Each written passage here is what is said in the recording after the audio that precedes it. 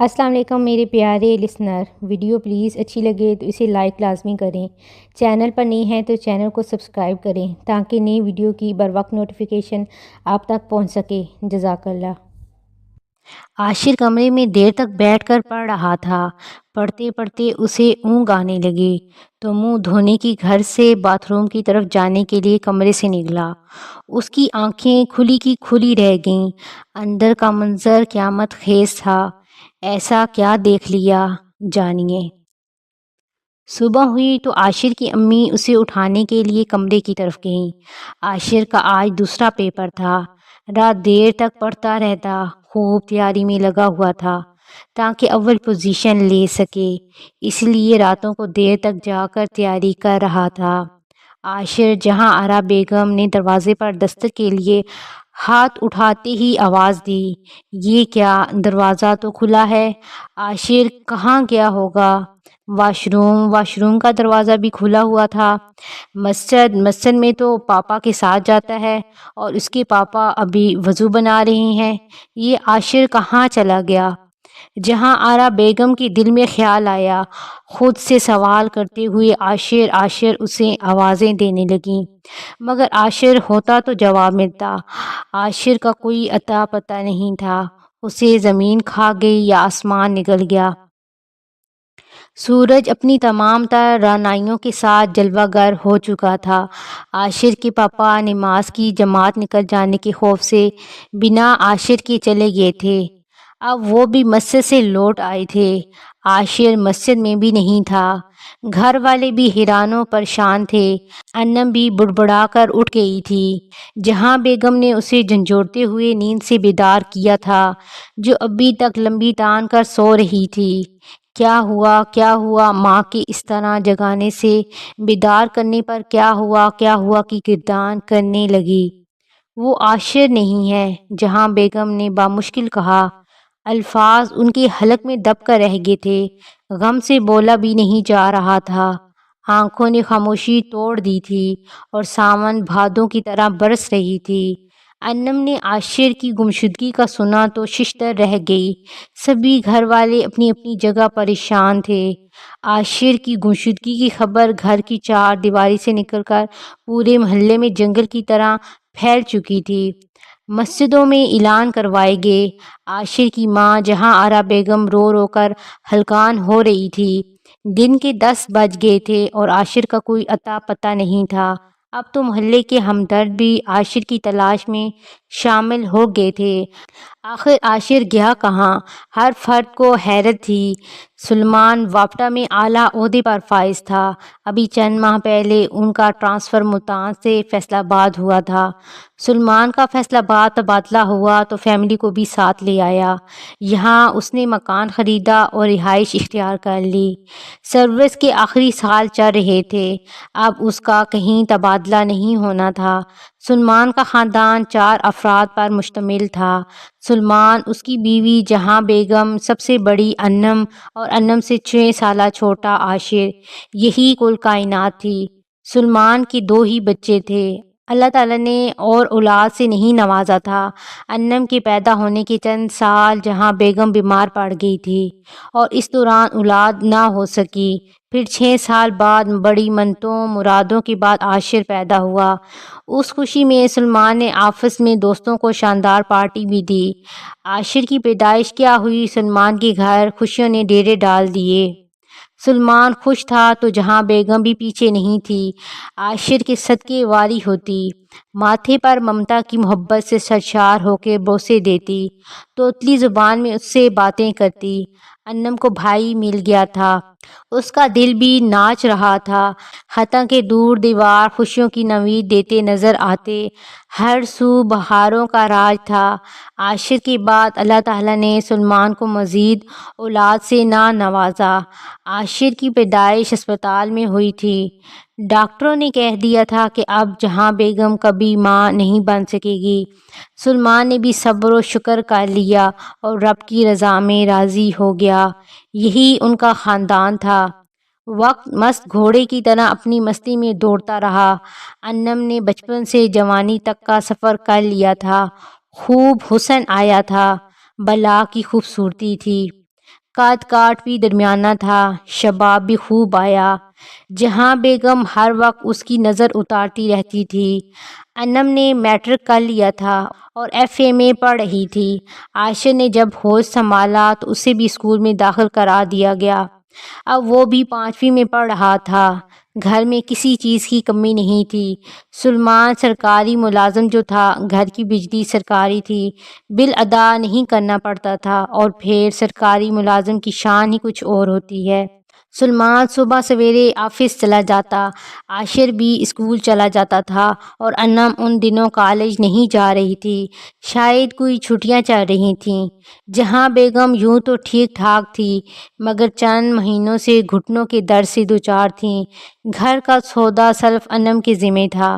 سلیمان رقم دے کر گھر کی ذمہ داریوں سے مبرا ہو جاتا۔ جہاں بیگم دوائی لینے جاتی تو انم کو ساتھ لے جاتی۔ محلے کے دوسرے نکڑ پر ڈاکٹر الیاس کا کلینک تھا۔ پورے محلے میں صرف ایک ہی کلینک تھا۔ ڈاکٹر الیاس سب کے لیے مسیحا بنا ہوا تھا۔ اس کے کلینک پر صبح سے شام رش رہتا۔ بیماریاں جیسے اسی محلے پر ٹوٹ پڑی تھیں۔ مختصراً پورا محلہ ہی بیماریوں کی لپیٹ میں نظر آتا تھا۔ جن کو بیماری نہیں بھی تھی وہ جوا شراب نوشی میں مبتلا تھا۔ جہاں بیگم بھی انم کے ساتھ ادھر دوائی لیتی تھی۔ ڈاکٹر الیاس چڑھتی جوانی میں خوبصورت نوجوان تھا۔ خوبصورت نینو نقش، سفید دودیا رنگ، بال سجے سنورے، کلین شیو، سفید شلوار قمیض میں، ہونٹوں پر مسکراہٹ سجی رہتی، لبوں پر مسکراہٹ اسے اور حسین و جمیل بنا دیتی۔ حسن و اخلاق کا پیکر لیے اس کی شخصیت میں رنگ بھرے ہوئے تھے۔ ایک جوانی اوپر سے پرکشش شخصیت قیامت ڈھاتی تھی۔ پورا محلہ چھان مارا مگر عاشر کا کہیں سراغ نہ مل سکا۔ محلے میں گمشدگی کا یہ پہلا واقعہ تھا کہ کسی کا بچہ گم ہوا تھا۔ سبھی میوے حیرت تھے۔ چند روز گزرنے کے بعد سلیمان نے تھانے جا کر ایف آر کٹوا دی۔ نامعلوم افراد کے خلاف اغوا کی درخواست دائر کی گئی۔ اب پولیس بھی عاشر کی تلاش میں حرکت میں آ گئی تھی۔ ابتدائی کارروائی جاری تھی۔ سلیمان کی کسی کے ساتھ دشمنی بھی نہیں تھی۔ چند ماہ پہلے ہی تو وہ اس محلے میں آئے تھے۔ سبھی محلے والے ان سے خوش تھے اور عزت کرتے تھے۔ کس پر شک کرتا، کس کو اندر کرواتا، کچھ سجھائی نہیں دیتا تھا۔ ادھر تھانے میں تھانے دار تفتیش کے ساتھ معاملے کی گہرائی میں پہنچنے کے لیے سر جوڑے بیٹھے تھے، مگر عاشر کا کوئی اتا پتہ نہ تھا۔ واپٹا کے اعلیٰ افیسروں نے تھانے میں کالز کر کر کے ناک میں دم کر رکھا تھا۔ آخر ان کے دوست کا بیٹا گم ہو گیا تھا۔ عاشر کے اسکول سے پتہ کروایا گیا، دوستوں سے پوچھ گچھ کی گئی۔ 10-11 سالہ عاشر کی دوستیاں برائے نام تھیں۔ محلے کے چند لڑکے دوست تھے اور ہر کوئی عاشر سے لا علم تھا۔ عاشر کی گمشدگی محلے والوں کے لیے المیہ تھی، پولیس کے لیے بھی باعث شرمندگی تھی۔ کہتے ہیں پولیس والے کافی تیز ترار ہوتے ہیں، بات پہ بات کیڑے نکالتے ہیں۔ یہاں کسی نتیجے پر نہیں پہنچے تھے۔ عاشر کی گمشدگی کو 1 ہفتہ ہو چلا تھا۔ 10-12 سالہ عاشر کی کسی سے دشمنی بھی تو نہیں تھی۔ یہ عمر تو کھیلنے کودنے کی ہوتی ہے۔ ایسے لڑکوں کو دشمنی کا پتہ تک نہیں ہوتا۔ دشمن کی اولادیں بھی دوست ہوتی ہیں۔ سلیمان کا کردار بھی کسی سے چھپا نہیں تھا۔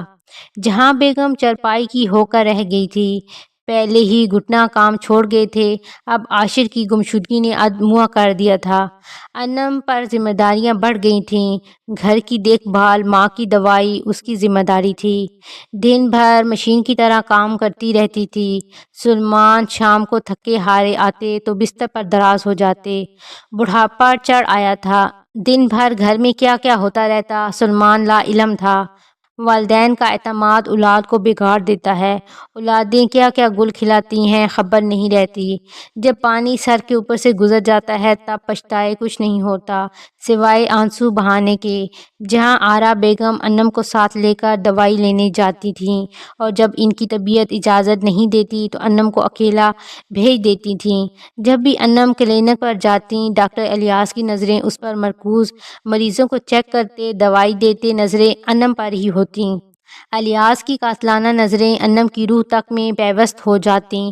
انم سہمی سی گمسم خاموش بیٹھی رہتی۔ اسے بھی ڈاکٹر الیاس بھلے لگتے تھے۔ جاذب چہرہ، لمبا قد کاٹ، بھوری بھوری آنکھیں، لبوں پر مسکراہٹ، سفید لٹھے کی شلوار قمیض میں شہزادے ہی لگتے تھے، خوابوں کے شہزادے۔ انم کمزور نازک سی کلی تھی، اور لڑکیاں تو جوانی میں قدم رکھتے ہی شہزادوں کے خوابوں کے تانے بانے بننا شروع کر دیتی ہیں۔ انم بھی جوانی میں قدم رکھ چکی تھی، رنگ و روپ خوب آیا تھا۔ لڑکیاں تو ایک اشارے کی منتظر ہوتی ہیں، میٹھی شیریں باتوں میں آ جاتی ہیں، اندھا اعتبار کر بیٹھتی ہیں۔ نادانی ایک لمحہ انسان کو بھٹکا دیتا ہے، جس کی سزا عمر بھر بھگتنی پڑتی ہے، زندگی روگ بن جاتی ہے۔ یہی وہ نادان لمحہ تھا جب انم ان راہوں پر گامزن ہوئی تھی۔ یہ کھیل جانے کب سے شروع تھا۔ ڈاکٹر الیاس کب کا انم کا دیوانہ تھا۔ انم جب اسکول جاتی تھی، اس کے کلینک کے سامنے سے گزرتی تھی۔ آتے جاتے انم کی آنکھیں چار ہوئیں، محبت کا بیج بویا، اپنا دل الیاس کو دے بیٹھی۔ ملاقاتوں کا معمول بن گیا۔ انم کو جب چھٹی ہوتی، ڈاکٹر کے دوپہر کے کھانے کا وقت ہوتا، وہ کلینک بند کرتا اور اسکول کی طرف نکل پڑتا۔ پھر ہوٹلوں پر ملاقاتیں ہونے لگیں، پیار کے عہد و پیماں ہونے لگے۔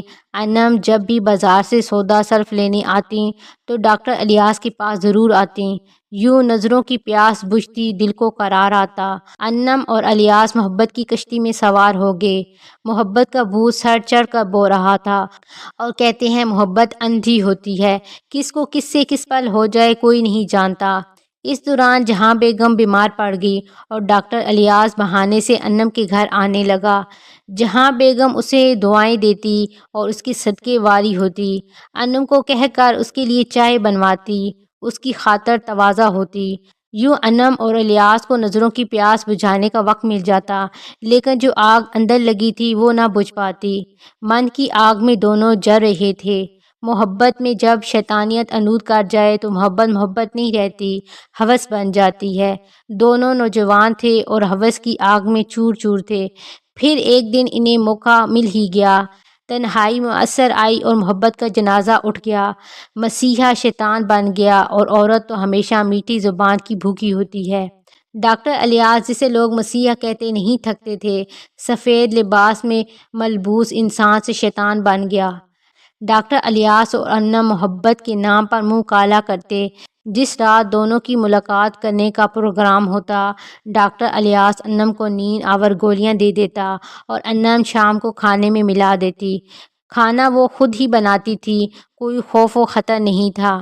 سلمان اور اس کی بیوی جہاں بیگم کھانا کھاتے ہی بستر پر دراز ہو جاتے اور دنیا سے بے نیاز ہو جاتے۔ عاشر اپنے کمرے میں سو جاتا اور دونوں شیطانی کام میں مصروف ہو جاتے۔ ڈاکٹر الیاس نے انم سے شادی کرنے کا وعدہ کیا ہوا تھا۔ انم عورت ذات تھی، اس کی قول و قرار پر مر مٹی۔ یہ ان دنوں کی بات ہے، سردیاں ابھی باقی تھیں اور بہار رت آنے کو تھی۔ اسکولوں میں امتحانات چل رہے تھے۔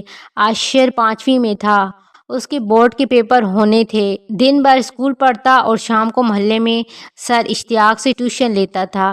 عشاء کی نماز کے وقت گھر آتا، کھانا کھاتا، مسجد میں نماز عشاء ادا کرتا اور اپنے کمرے میں آ کر پڑھنے بیٹھ جاتا۔ پڑھنے کا جنون تھا، انجینئر بننے کے خواب دیکھتا رہتا تھا۔ بچپن ہی میں اس نے انجینئر بننے کے خواب سجا لیے۔ خوابوں کو حقیقت کا روپ دینے کے لیے محنت کرنا لازمی تھی، اور عاشر تن من دھن سے محنت کر رہا تھا۔ یہ معمول کی رات تھی۔ عاشر کے امتحانات شروع ہو چکے تھے۔ پہلا پیپر بہت اچھا ہوا تھا اور صبح دوسرا پیپر تھا۔ اسی دن ڈاکٹر الیاس اور انم نے ملنے کا پروگرام بنایا تھا۔ دوپہر کو ہی الیاس نے انم کو نیند آور گولیاں دے دی تھیں۔ انم نے شام کو کھانا تیار کرتے ہوئے گولیاں شامل کر لی تھیں۔ سلمان بھی گھر آ چکے تھے، اور سلمان اور جہاں بیگم نے مل کر کھانا کھایا اور تھوڑی ہی دیر میں دونوں بستر پر دراز ہو گئے۔ عاشر اس شام ٹیوشن لینے گیا تو سر اشتیاق کے ہاں محفل میلاد تھی۔ وہاں مٹھائی کے ساتھ ساتھ لنگر بھی تقسیم ہوا۔ عاشر وہاں بڑھ چڑھ کر کام کرواتا رہا۔ رات ہوئی تو شریک ہونے والے بھی لوگ اپنے اپنے گھر چلے گئے۔ سر اشتیاق نے ٹیوشن لینے والے بچوں کو بھی بٹھا کر کھانا کھلایا۔ اس دن عاشر لیٹ ہو گیا۔ آیا تو ماما پاپا سو چکے تھے، وہ بھی سیدھا اپنے کمرے میں چلا گیا۔ انم تو عاشر کے انتظار میں بیٹھی تھی، فوراً کھانا لے آئی۔ باجی مجھے بھوک نہیں ہے، لیکن انم باضد تھی کہ تمہاری پسند کی ڈش بنی ہے، کھا لو۔ عاشر نے معصومیت سے جواب دیا، ٹھیک ہے باجی، کھانا میرے کمرے میں لا دو، میں تھوڑی دیر میں کھاتا ہوں۔ انم نے کھانا لا کر عاشر کے کمرے میں رکھ دیا اور خود برتن سمیٹنے کچن میں چلی گئی۔ سلمان اور جہاں بیگم تو کب کی لمبی تان کر سو چکے تھے۔ حسب وعدہ الیاس گھر کی دہلیز کراس کر آیا۔ انم الیاس کو لے کر اپنے کمرے میں چلی گئی تھی اور عاشر کمرے میں دیر تک پڑھتا رہا۔ پڑھتے پڑھتے اسے اونگ آنے لگی تو منہ ہاتھ دھونے کی گھر سے باتھ روم کی طرف جانے کے لیے کمرے سے نکلا۔ عاشر کے کمرے کے ساتھ سلمان اور جہاں آرا بیگم کا کمرہ تھا اور آگے ہال میں انم سویا کرتی تھی۔ عاشر اپنے کمرے سے نکل کر ہال کے دروازے تک پہنچا تو مدھم روشنی میں سرگوشیوں کی آواز سنائی دی۔ اس کے قدم رک گئے۔ انم کسی کے ساتھ مسکراتے ہوئے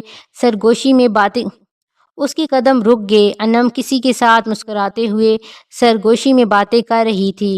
دروازہ لاک تھا اور ونڈو سے ہلکی سی روشنی کی لکیر باہر کو آ رہی تھی۔ عاشر نے اسی ونڈو سے اندر جھانکا، اس کی آنکھیں کھلی کی کھلی رہ گئیں۔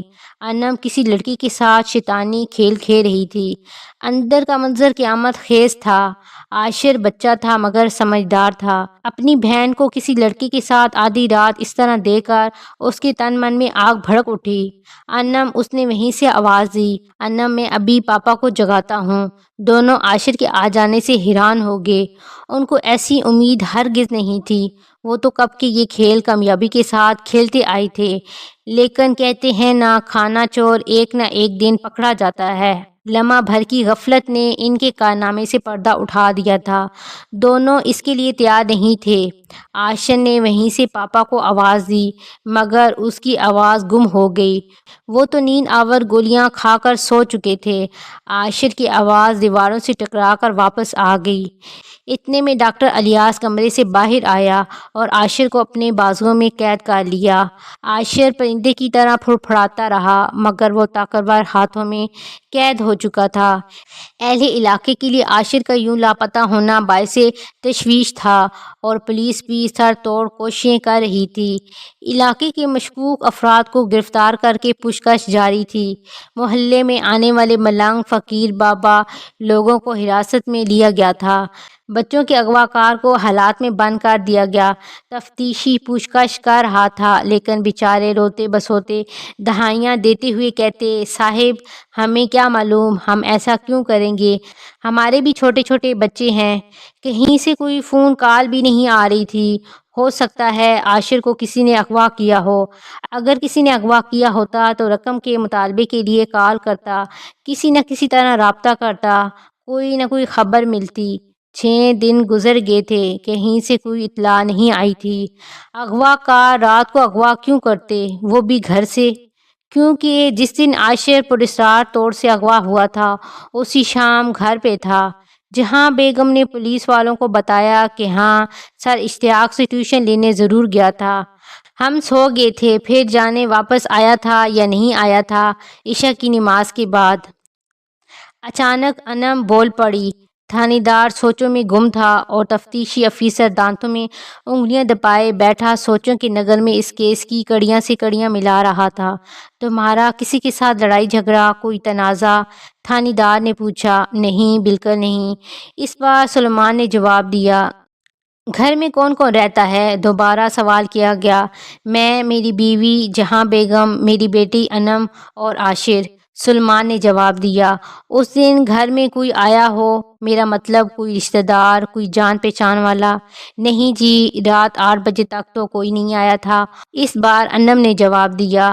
سلمان نے انم کی ہاں میں ہاں ملائی۔ ہاں جی، کوئی نہیں آیا تھا۔ پھر ہم سو گئے اور صبح پہلے میں ہی اٹھا تھا۔ میری بیگم تلاوت کر رہی تھی اور انم سو رہی تھی۔ میں وضو بنانے لگا تو میری بیگم نے تلاوت ختم کی اور وہ سیدھی عاشر کے کمرے کی طرف عاشر کو جگانے گئی تھی اور پھر سلمان وہاں سا ہونے لگا۔ تفتیشی افیسر کافی دیر سے خاموش بیٹھا تھا۔ اچانک بول پڑا، سلمان صاحب اگر برا محسوس نہ کریں تو عرض کروں۔ ہاں ہاں جی، حکم۔ ہم آپ کی بیٹی سے کچھ پوچھ گچھ کرنا چاہتے ہیں۔ انم ہڑبڑا گئی، اس کے چہرے کی رنگت اڑ گئی، بولنا چاہتی تھی مگر الفاظ اس کا ساتھ نہیں دے رہے تھے، جیسے زبان گنگ ہو گئی۔ تفتیشی افیسر نے تو ہوا میں تیر چھوڑا تھا۔ تفتیشی افسر انم کی باتوں پر غور کر رہا تھا۔ رات 8 بجے تک تو کوئی نہیں آیا تھا، یہی جملہ اس کی سماعتوں سے ٹکرا رہا تھا۔ تفتیشی افیسر نے تھانے دار کے کان میں سرگوشی کی اور تھانے دار سر ہلانے لگا، جیسے اس کی بات میں متفق ہو، اس کی ہاں میں ہاں ملا رہا تھا۔ سلیمان صاحب، معذرت کے ساتھ ہمیں آپ کی بیٹی کو تھانے لے جانا ہوگا۔ اب کی بار جہاں آرا بیگم بول اٹھی، یہ کیا کہہ رہے ہیں تھانے دار صاحب؟ الٹا چور کوتوال کو ڈانٹے، بیٹا بھی ہمارا لاپتہ اور تفتیش بھی ہماری، اور وہ بھی میری معصوم نازک سی بیٹی، اور اسے تھانے کیوں لے جانا چاہتے ہو؟ جو پوچھنا ہے ہمارے سامنے پوچھ لو نا، محلے والے کیا کہیں گے؟ ہماری ناک کٹ جائے گی۔ رہی سہی عزت کی دھجیاں مت اڑاؤ۔ نہیں، ایسا نہیں ہوگا، ہرگز نہیں۔ جہاں بیگم نے حتمی فیصلہ سنا دیا۔ جہاں آرا بیگم، انکار مت کریں، انم سے چند سوالات کرنے ہیں اور بس۔ تو یہیں کر لو نا سوال، تھانے ہی کیوں؟ جہاں آرا بیگم، معاملے کی تہہ تک پہنچنے کے لیے ہمیں یہ کرنا پڑ رہا ہے۔ آپ فکر نہ کریے، آپ کی بیٹی کو کچھ نہیں ہوگا، تھانے دار نے جواب دیا۔ جہاں بیگم خاموش ہو گئی۔ سلیمان نے جہاں آرا بیگم کے کندھوں پر تسلی دینے والے انداز میں ہاتھ رکھا۔ حوصلہ رکھو بیگم۔ تھانے دار انم کو تھانے کے لیے لے گئے۔ ان کی ٹیم کے ساتھ لیڈی انسپکٹر تھی، جس نے انم کو اپنے ساتھ بٹھایا اور تھانے روانہ ہو گئے۔ سلیمان جہاں آرا بیگم کو تسلی دینے لگا اور جہاں آرا بیگم آنسوؤں میں نہا رہی تھی۔ لیڈی انسپکٹر انم کو تفتیشی روم میں لے گئی۔ عاشر نے اپنی بہن کو اس حالت میں کسی غیر کے ساتھ دیکھا تو چلایا تھا، مگر رات کے اس پہر اس کا چلانا کام نہ آیا اور ڈاکٹر الیاس نے اسے اپنے مضبوط ہاتھوں میں دبوچ لیا۔ عاشر کے منہ پر ہاتھ رکھ دیا تاکہ آواز حلق سے نکل نہ پائے اور اسے اٹھا کر کمرے میں لے گیا۔ ادھر انم خود کو سنبھال چکی تھی، اس نے خود کو کپڑوں سے ڈھانپ لیا تھا۔ عاشر الیاس کی بازوؤں میں قیدی پرندے کی طرح پھڑپھڑا رہا تھا۔